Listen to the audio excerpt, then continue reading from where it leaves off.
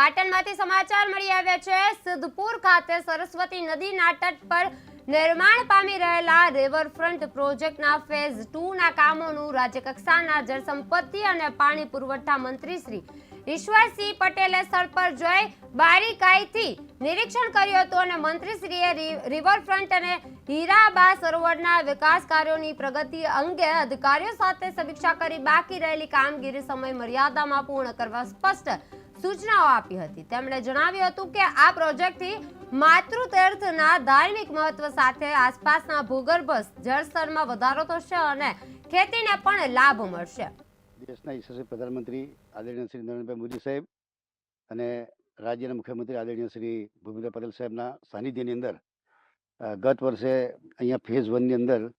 સરસ્વતી નદીની અંદર cable wall દ્વારા દિવાલ કરવામાં આવી છે અને 20 કરોડના ખર્ચે અહીંયા 1 કિલોમીટર લંબાઈ સુધીનું એને કામગીરી કરી છે। સેકન્ડ ફેઝની અંદર 1700 મીટર જેવી લંબાઈની અંદર એ કામગીરી ચાલુ થઈ ગઈ છે અને એમાં 19 કરોડ રૂપિયાના ખર્ચે એ પણ કામગીરી થઈ રહી છે। ત્યારે અહીંયા માતૃગયા તીર્થ છે પણ અહીંયા ધાર્મિક વિધિ કરવા માટે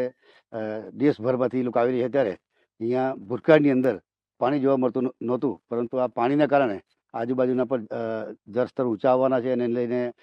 ખેતી માટે પણ ટ્યુબવેલના પાણી ઊંચા આવવાના કારણે ખેતી પણ થઈ શકવાની છે અને માતૃગયા તીર્થ થકી પણ સમગ્ર દેશના લોકો અહીંયા ધાર્મિક વિધિ માટે આવી રહ્યા ત્યારે એમને પણ અહીંયા પાણીની જરૂરિયાત હોય અને અહીંયા પાણી પણ અહીંયા આ